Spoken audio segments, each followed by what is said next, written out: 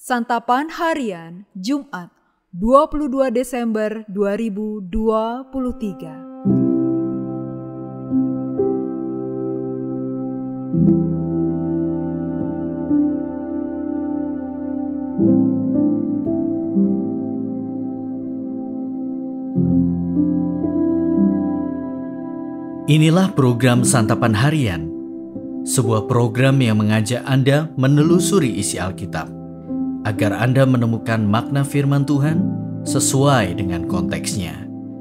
Santapan Harian tertuju bagi Anda yang ingin memiliki kehidupan rohani yang segar, kuat, dan sigap.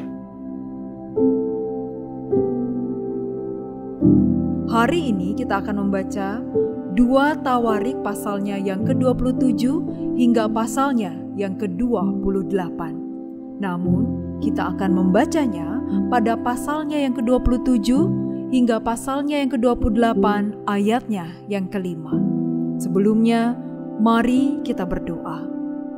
Kristus, Engkau memperlakukan kami sesuai dengan kasih setiamu. Kami mohon ya Kristus, ajarilah kami segala perintah-Mu di dalam sabdamu, buatlah kami mengerti. Dalam Kristus Yesus kami memohon. Amin.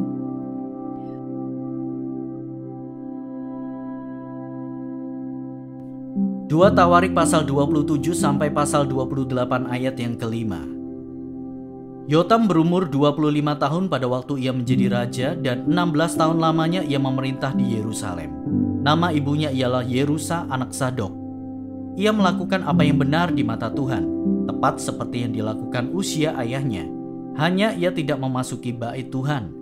Tetapi rakyat masih saja melakukan hal yang merusak. Ia mendirikan pintu gerbang tinggi di rumah Tuhan dan mengadakan banyak pembangunan pada tembok Ofel. Ia mendirikan juga kota-kota di pegunungan Yehuda dan benteng-benteng serta menara-menara di hutan-hutan. Ia berperang melawan Raja Bani Amon dan mengalahkannya.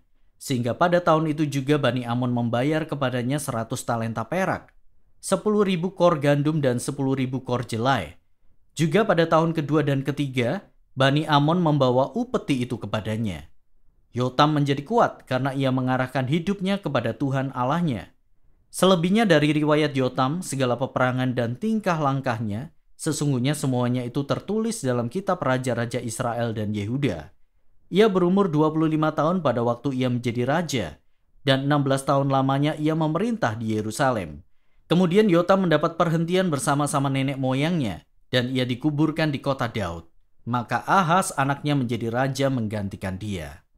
Ahaz berumur 20 tahun pada waktu ia menjadi raja, dan 16 tahun lamanya ia memerintah di Yerusalem. Ia tidak melakukan apa yang benar di mata Tuhan, seperti Daud bapa leluhurnya. Tetapi ia hidup menurut kelakuan raja-raja Israel. Bahkan ia membuat patung-patung tuangan untuk para Baal. Ia membakar juga korban di Lebak Ben Hinom dan membakar anak-anaknya sebagai korban dalam api, sesuai dengan perbuatan keji bangsa-bangsa yang telah dihalaukan Tuhan dari depan orang Israel.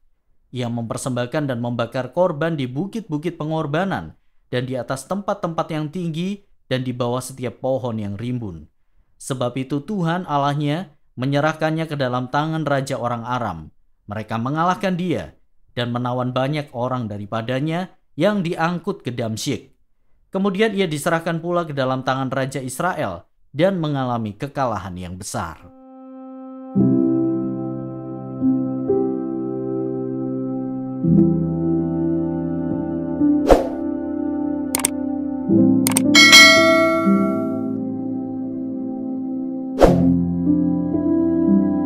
Sahabat Santapan Harian, ada kesamaan tema antara pasal 27 dan pasal 28, yaitu sikap tidak peduli serta akibatnya.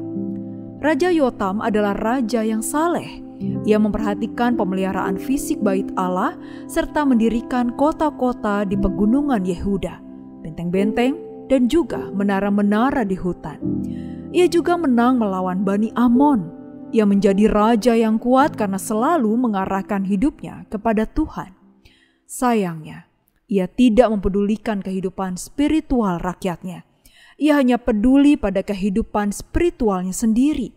Akibatnya, rakyat masih saja berbuat dosa. Berbeda dengan Yotam, ayahnya, Ahaz tidak melakukan apa yang benar di mata Tuhan. Ia membuat patung-patung Baal dan menyembahnya. Ia pun membakar anak-anaknya sebagai kurban dan melakukan kekejian seperti bangsa yang tidak mengenal Allah. Atas sikap dan tindakannya itu, Allah menyerahkan mereka ke tangan raja orang Aram dan raja Israel. Akibatnya, ada banyak orang Yehuda yang mati dan ditawan, serta ada banyak harta benda yang dirampas dari mereka. Dalam kondisi seperti itu, Allah mengirim Nabi Oded untuk berpesan kepada Raja Israel agar mereka melepaskan orang Yehuda dan mengembalikan rampasan mereka. Pasukan Israel merespon seperti apa yang dikatakan Nabi. Namun, perintah Allah tidak dipedulikan oleh Ahaz. Alih-alih memohon pertolongan Tuhan, ia malah meminta bantuan Raja Negeri Asyur, meski ia sangat disesakan oleh raja itu. Ia bahkan mempersembahkan kurban kepada para allah orang Damsyik yang telah mengalahkan dia.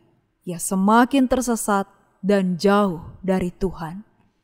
Berdasarkan kedua kisah di atas, saat ini kita diajak untuk menjaga kepedulian kita kepada suara Tuhan dan mengindahkan apa yang telah Ia lakukan dalam hidup kita. Hal ini penting agar kita tidak terjebak dalam cara pikir yang merusak dan menyesatkan. Sampai hari ini, Tuhan masih berfirman kepada kita supaya kita mengarahkan hidup di jalan yang benar. Ia juga meminta kita untuk peduli kepada keluarga dan orang-orang di sekitar kita, agar mereka pun dapat bertumbuh dalam iman. Mari kita berdoa. Bapa, ampuni kami jika terkadang kami tidak peduli dengan orang lain. Mulai saat ini, kami mau jadi berkat untuk orang lain. Dalam kasih-Mu Kristus, kami memohon. Amin.